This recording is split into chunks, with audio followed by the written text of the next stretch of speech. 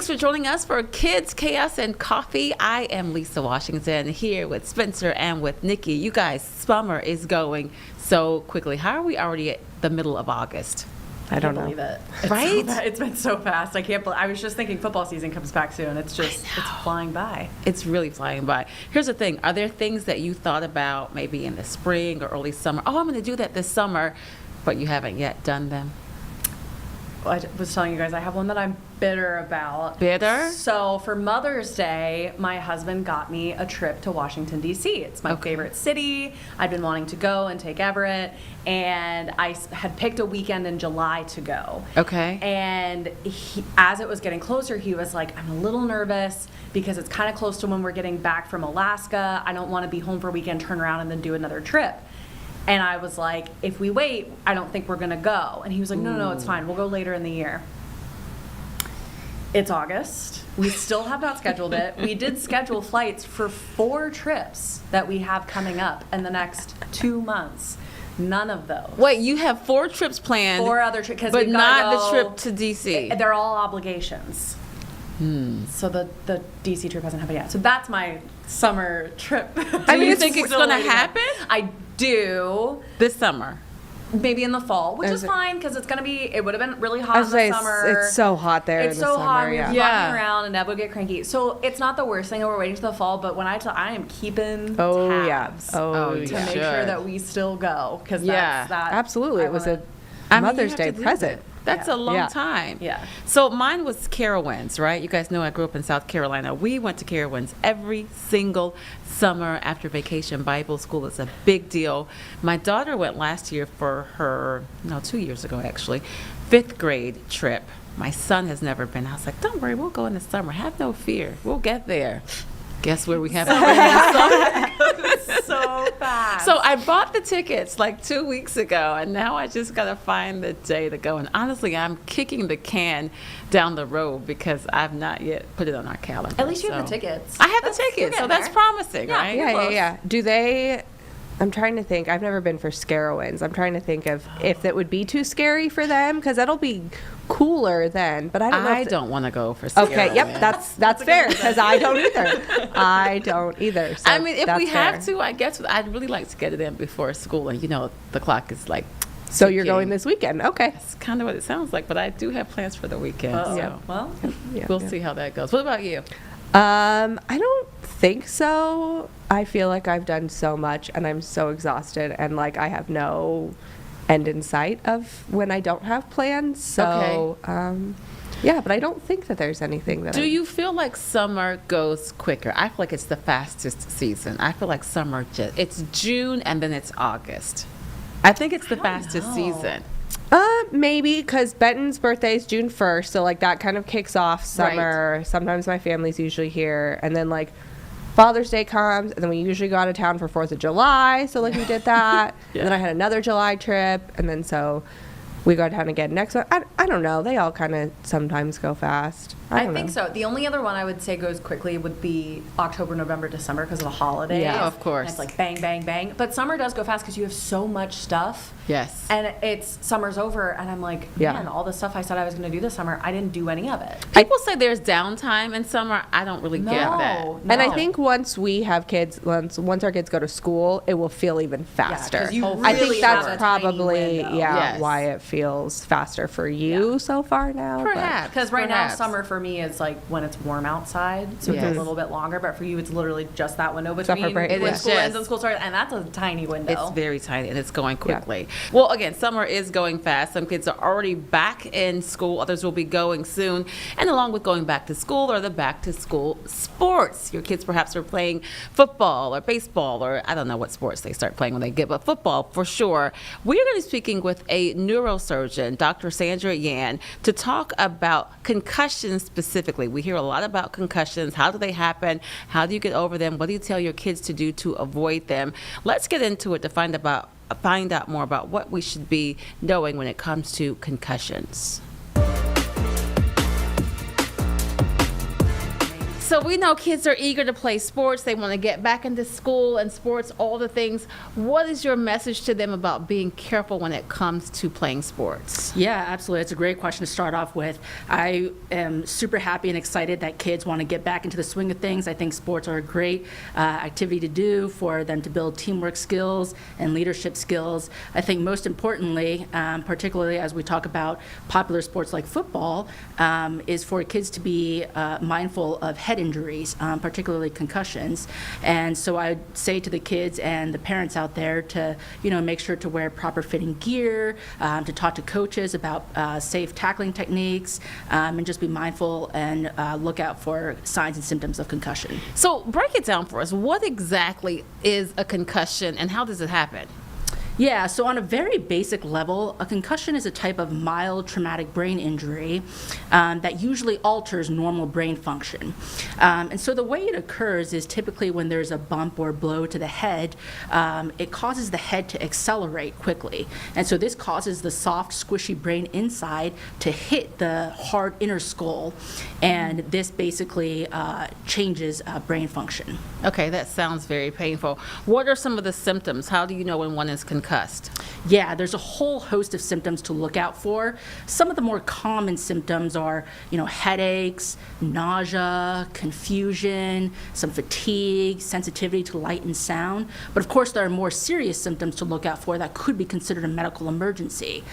Some of those things to look out for would be, if somebody develops weakness or numbness on one side of the body, slurred speech, persistent vomiting, if one of their pupils become larger than the other. Those are all more serious things to look out for. Do the symptoms happen immediately? Sometimes the kids are so tough or they want to pretend that they are so tough. I'm good, I'm good, I'm good. And maybe it's hours later or days later. When do the symptoms present? Yeah, so this is a common question I get. So of course, athletes are go-getters and they always want to get back in the game, particularly if it's a big game, the championship game. But symptoms of concussion don't always occur. Sometimes they occur immediately, but they can occur like hours or even up to days later. So it's always important for parents and coaches to look out and just be monitoring their young athlete. What are the long-term effects of a concussion? Yeah, so if concussions aren't properly treated or if young athletes get back into the game too quickly, they can develop repeated damage over time. And so, in the short-term period, there can be delayed recovery, but in the long-term period, when we have that repeated damage to the brain, you can develop, neurodegenerative disorders down the line, like dementia, delayed cognitive impact and things like that. So as a parent who is not a neurosurgeon, how do you know the difference between your child who's tired, it was a long game, it was exhausting, versus possibly having a concussion because they fell once or twice during the sport? Yeah, that's a good question. I would say as a parent, you know your child the best. And so how they are, how they typically act. And so if it's usually just a child being tired or fatigued, you can let them get some rest and they'll feel better. But if it's more serious than that, then they'll probably still have persistent signs and symptoms, which is why it's important to be monitoring them. And so then what is the conversation that you have with your child going into this, starting a sport, talking about injuries, specifically head injuries? Yeah, I would say this is a super important conversation for parents to have with their children. I think starting that conversation early before the season starts is a great idea. It helps build up trust so that children are more likely to open up to their parents if they have sustained a head injury. Things to talk about include, what are some of the signs and symptoms to look out for, how they're feeling. I think always encouraging giving positive feedback when they do report an injury. This makes it more likely that they will open up and report an injury in the future. Just encouraging a positive environment around reporting head injuries helps take away some of that stigma and some of those feelings of negative repercussions surrounding head injuries. So let's talk about football specifically, because this is the beginning of football season. There are some parents who have strong opinions one way or another about their kids playing football, tackle or not. What are your thoughts about that when it comes to tackling and, because they want to prevent those head injuries? Yeah, so I think a lot of kids, a lot of parents of younger kids like getting their kids involved in flag football initially. It still helps build some of that teamwork and some of those leadership skills, and you learn some drills and some techniques. I think, you know, the hot topic these days is what age should kids start playing tackle football? And certainly that's a question up for debate. I think most medical professionals say to wait until, you know, the age of 14 or so. I think a lot of sports groups say anywhere from 12 to 14 is a good age for starting tackle football.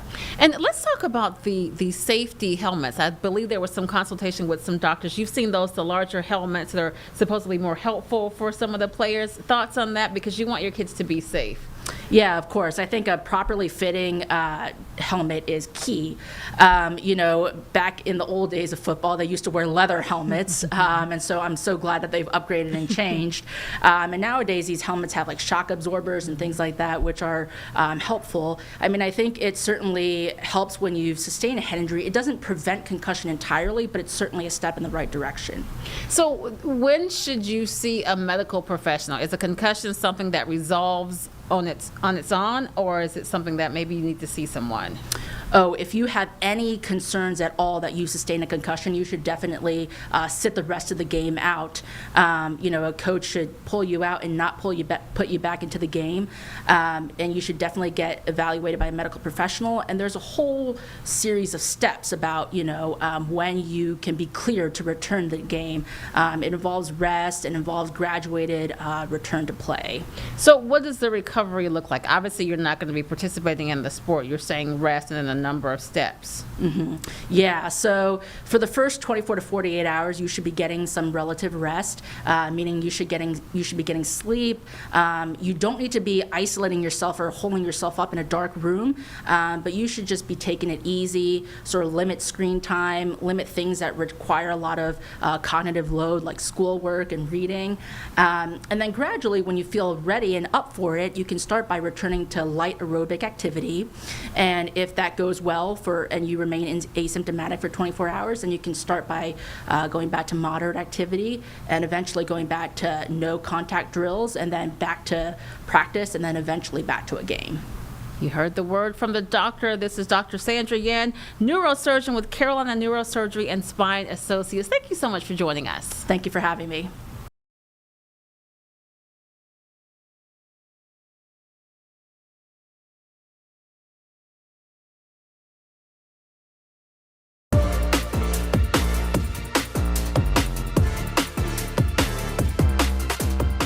This is Kids, Chaos, and Coffee. And right now we want to talk about something that we think about, but sometimes maybe we move it to the back burner, and that is safety. You know, as a parent, especially if you have more than one child, you are often juggling schedules. You're looking for convenience, things that make life easier, but also are very helpful for your children.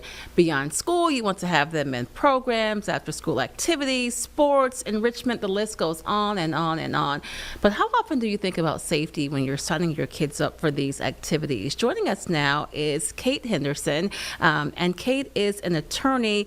So Kate, you know, we see, oh, this is going to be a great class, a great sports league for my kid. Let me just sign this registration form so they can be ready to go.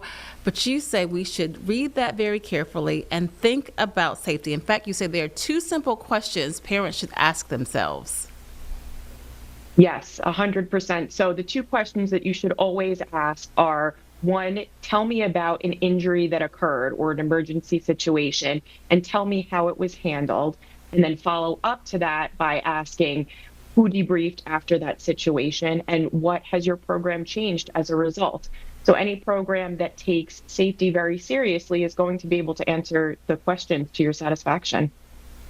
And often parents, because some things fill up so quickly and they may be the popular sports or the popular club, so you want to get your kid into it as soon as possible. So you just, hear from another parent and you're thinking, okay, this is great. But you say what questions parents should ask themselves before enrolling their children in these activities.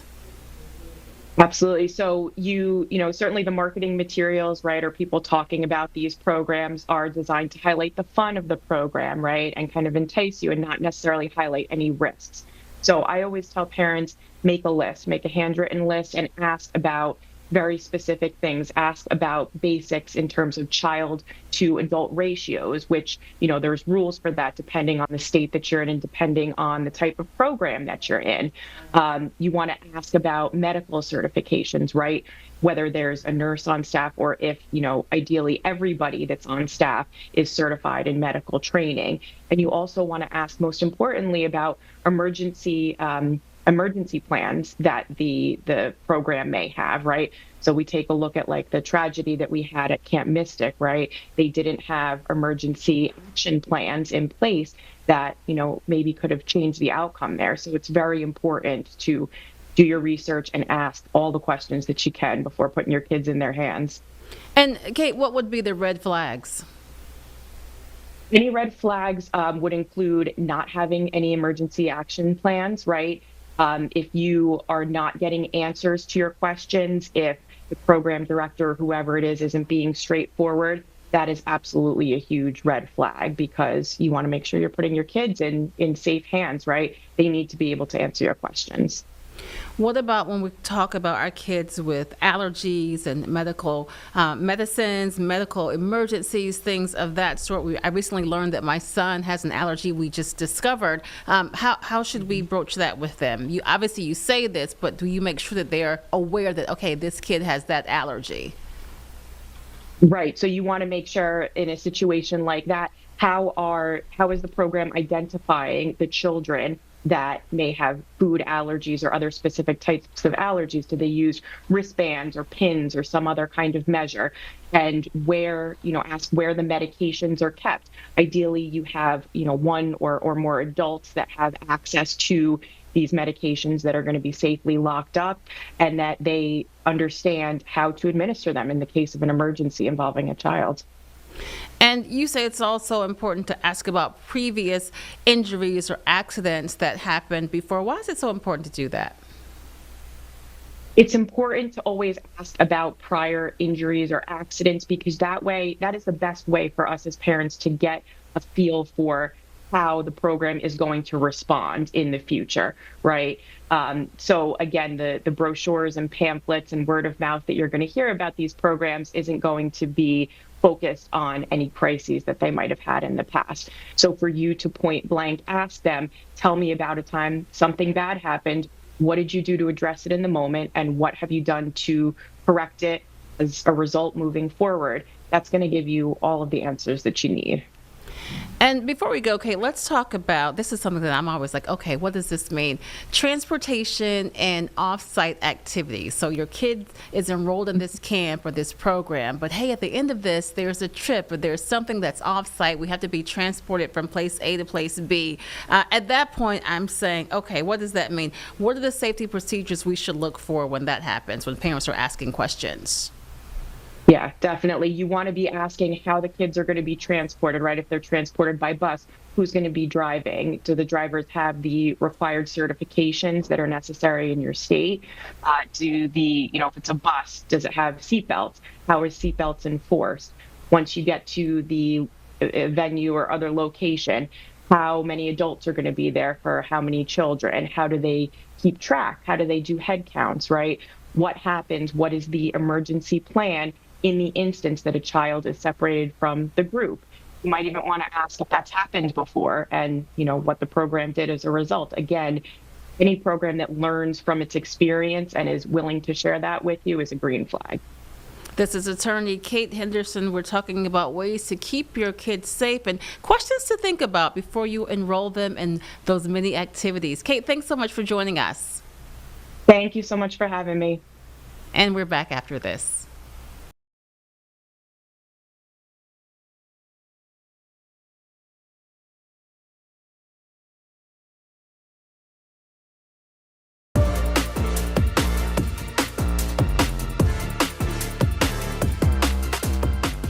Okay, so it is still summer, it is still hot, and that means you're probably, if you're fortunate, spending some time at the pool.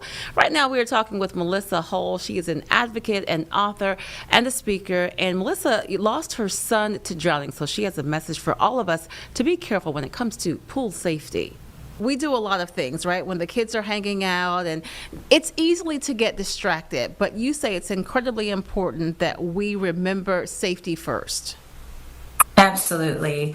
I think that the number one risk factor that we all face is distraction. And it is so easy today to become more distracted with phones. We walk around with these phones and they're wonderful tools, but a phone call, a text message that you choose to take when you are with your child near the water can be the one decision that can be the difference between tragedy or ending the day with a wonderful memory, and that's being distracted. A child can drown in under 30 seconds unattended in the water because the body will start to shut down immediately. So there's no scream. It's not like what we see in the movies where it's very cinematic and that there's a cry for help. Oftentimes it's quite the opposite. It's very silent. It happens very quickly. And so parents who get distracted by talking with other parents or looking at their phones can really be putting their children at an added danger this summer. So I want to make sure that we're taking time to talk about staying aware and not being distracted during pool time. I remember when my daughter, she's 13 now, but when she couldn't swim and we would go to the pool and I would be like hyper vigilant, making sure that I was watching her all the time because she didn't know how to swim. She was still learning. But now that she knows how to swim, and I think maybe some parents are, also follow this where you're like, okay, she's good, she can swim, so maybe I don't have to worry as much. But you're saying you have to have a water watcher and there should be someone always looking. Yes. So a child knowing how to swim does reduce risk, but it never eliminates risk. And that's why it's important to remember that even though you have a child who you believe is competent in the water, it still needs to be observed. So water watchers are designated, pre-assigned, essentially lifeguards or water watchers who have made the commitment to stay distraction free and to focus on the children that they are assigned to. Now, I always advocate to have multiple water watchers on site, especially when you're talking about backyard parties, barbecues, just anytime you have a multitude of people, because oftentimes people think that there's safety in numbers, and again, there's a greater risk of distraction with more people. So again, it's a wonderful opportunity to assign a water watcher so that you can enjoy your time and know that you have somebody who's qualified and competent there on site to keep your family safe. And Melissa, you are an advocate for this space, particularly because of your personal experience. Tell us what led you to this journey. So 26 years ago, I lost my oldest son, Drew, to an accidental drowning when he was 4.5 years old. So Drew drowned in an irrigation canal, which is not a pool, but it is, here in Arizona, we have a lot of agricultural land and there are open water systems throughout our community. In fact, there's over 200 miles of open water canals in our community, and that's why it's very important to understand water safety from a multitude of topics, whether it be pools or oceans, lakes or streams, but also fountains and canals. There's so many different risks that our children can face, and so that's why awareness and being informed helps keep everyone safe this summer. And you've also written a book about moving through your grief as well. Tell us about the book.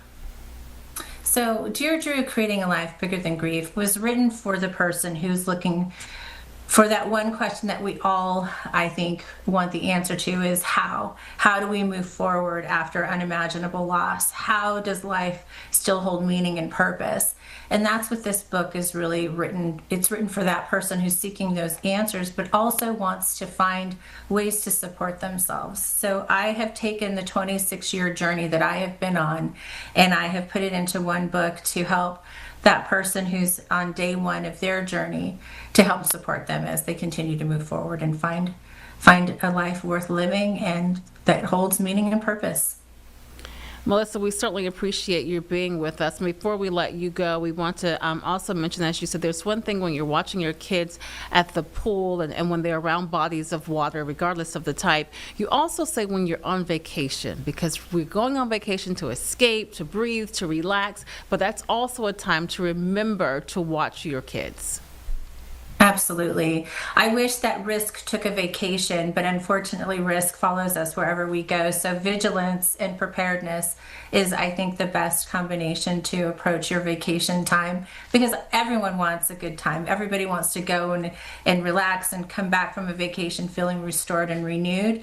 And the best way to do that is to stay safe and to stay aware and be prepared, especially around water this summer. Advocate, author, and speaker Melissa Hull. Melissa, thanks so much for joining us. Thank you for having me today.